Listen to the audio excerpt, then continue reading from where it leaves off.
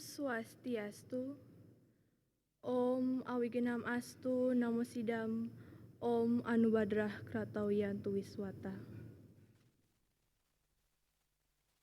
Yang terhormat para Dewan Juri, yang saya hormati Bapak Ibu Umat Dharma sekalian, rasa bahagia tak terlukiskan manakala saya diperkenankan untuk menyampaikan Dharma Wacana pada kesempatan yang baik ini sebagai wujud persembahan bakti kepada ide Sang Yang Widiwasa. Sebagaimana anjurannya tersirat dalam kitab Bhagavad Gita, bahwa apapun yang kita kerjakan, jadikanlah persembahan kita kepada beliau.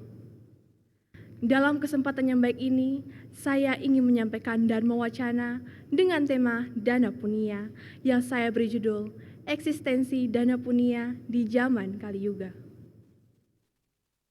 Hidup kita di muka bumi ini tidak terlepas daripada pertolongan orang lain, karena kita adalah makhluk sosial yang selalu membutuhkan pertolongan orang lain, betapapun sederhana dan sekecilnya pertolongan itu.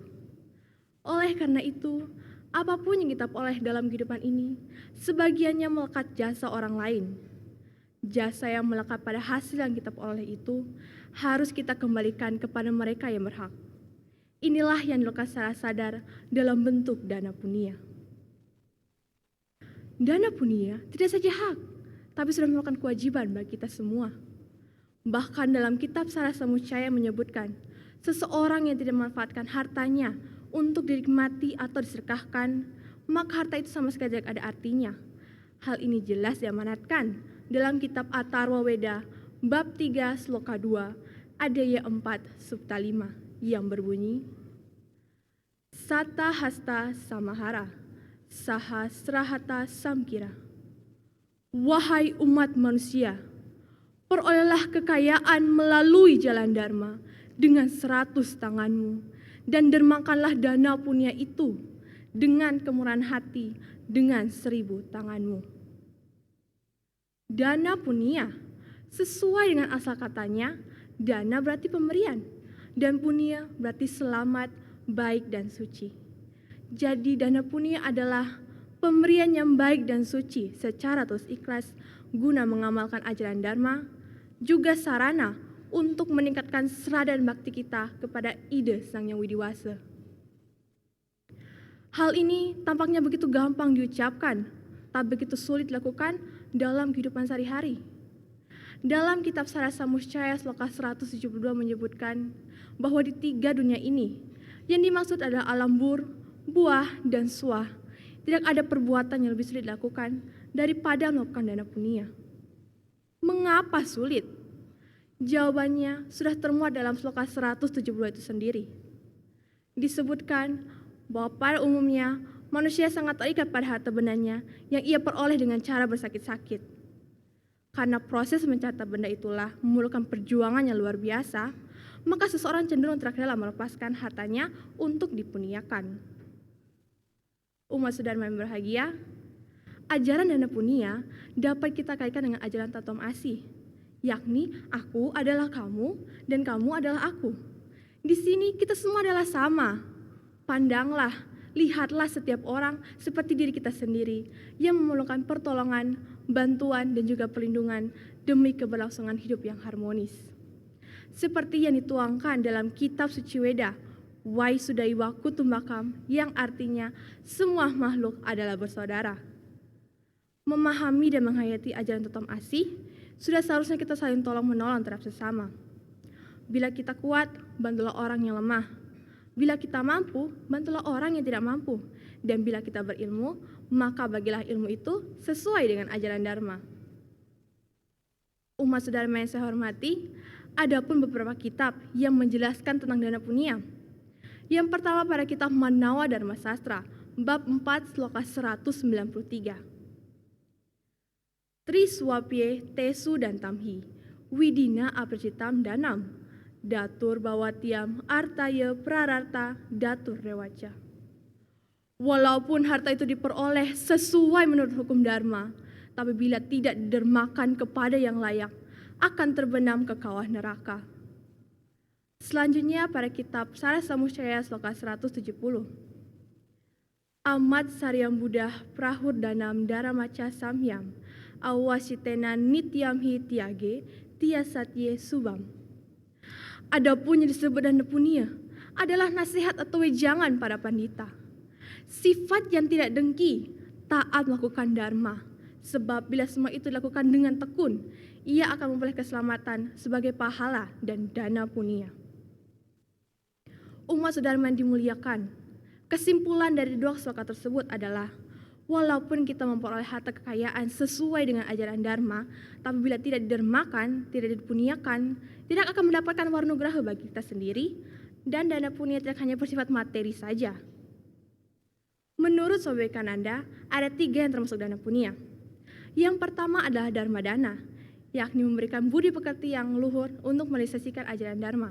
Contohnya, jadikanlah dirimu sebagai kitab suci berjalan dalam melaksanakan ajaran dharma. Selanjutnya, widya dana, yakni memberikan ilmu pengetahuan. Contohnya seorang guru yang memberikan pengetahuannya tanpa rasa pamrih. Dan yang terakhir adalah arta dana, yakni memberikan materi berupa harta benda yang didasari rasa tulus ikhlas dan diperoleh dengan ajaran dharma. Contohnya membantu sesama yang membutuhkan dengan tulus ikhlas. Pelaksanaan dana punya yang benar menurut Sara Samosjaya dapat dilihat dari dasar pemikiran si pemberi dana maupun keadaan si penerima dana punya. Pikirannya harus betul-betul suci. Ia harus tahu untuk siapa dana punya itu diberikan dan mengapa harus diberikan. Jadi, tujuan ia berdana punya harus jelas, bahkan harus tahu pula kapan dan di mana ia berdana punya agar mempunyai pahala yang tinggi. Dalam kitab Sara Samosjaya sloka 185 menyebutkan, janganlah berdana punya kepada orang yang tidak berbudi pekerti luhur. Artinya, tidak semua orang patut diberikan punya. Lalu, siapa saja yang patut diberikan punya? Dalam kitab Sara Samosjaya sloka 187 menyebutkan, orang yang patut diberikan punya adalah orang yang berkelakuan baik, orang yang tidak mampu, dan orang yang betul-betul mengharapkan bantuan. Selanjutnya, dalam kitab Sara Samosjaya sloka 191 juga disebutkan, janganlah memberikan dana punya kepada orang yang kaya. Contoh perumpamaannya, jika ingin memberikan obat, maka orang sakitlah yang patut diberi. Sebab jika orang sehat yang memberikan obat, maka obat itu sama sekali tidak ada artinya dan malah bisa menjadi racun.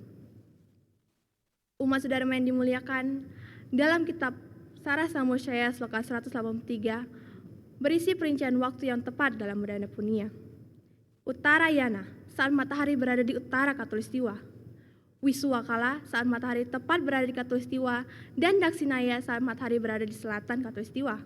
Atau tepatnya pada saat Purnama dan Tilem, adanya Piodalan di Pura, di sanalah waktu yang tepat bagi kita untuk mengaturkan punya, baik secara dharma dana seperti ngayah, widadana seperti menyampaikan dharma wacana, maupun arta dana seperti menyumbang dalam bentuk uang ataupun barang. Umat saudara yang berbahagia, dapat dilihat di zaman Kali Yuga ini, dana punya sangat sulit dilakukan secara murni, tulus, jujur, ikhlas, apalagi suci. Seperti diungkapkan dalam kitab Parasara Dharma Sastra, bahwa di zaman Kali Yuga, dana punya dilaksanakan sebagai salah satu bentuk pengganti pelayanan yang bersifat pamrih. Dengan demikian, seseorang yang telah melakukan dana punya, belum tentu ia berdana punya dengan benar. Selain bisa dilihat dari pemikiran si pemberi dana, dapat juga dilihat dari keadaan si penerima dana punya itu. Dalam kitab Sara Samosjaya sloka 188 disebutkan, janganlah berdana punya disertai akan tujuan pujian. Jangan berdana punya karena ada perasaan takut. Jangan pula mengharapkan balasan. Bukan dana punya namanya jika diberikan dengan mengharapkan balasan. Yang tak kalah sulitnya adalah berdana punya kepada ayah atau ibu.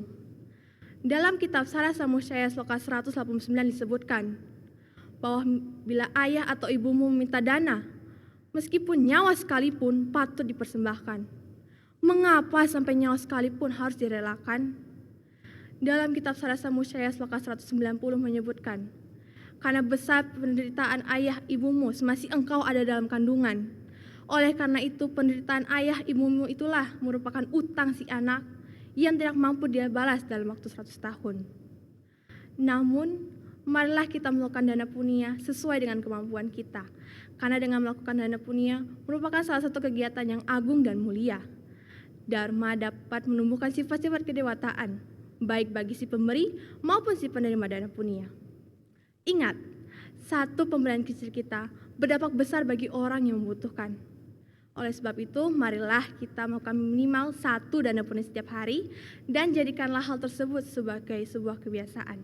Janganlah berdana punya untuk sekedar pamer semata. Mengutip dari Plato, "Be kind for everyone you meet is fighting a harder battle." Berbuat baiklah karena setiap orang yang kau temui sedang menghadapi perjuangan yang lebih sulit darimu. Kiranya ini dapat menjadikan motivasi bagi kita dalam melaksanakan dana punya. Because happy people is not a great man in every way, but one can find simple things in life and give them diligence. Orang yang berbahagia bukanlah orang yang hebat dalam segala hal, tapi orang yang bisa menemukan hal sederhana dalam hidupnya dan rajin mengucap syukur. Demikian dan wacana dapat saya sampaikan. Terima kasih, semoga bermanfaat bagi kita semua. Dan saya akhiri dengan Paramahansa Santi. Om Santi Santi Santi Om.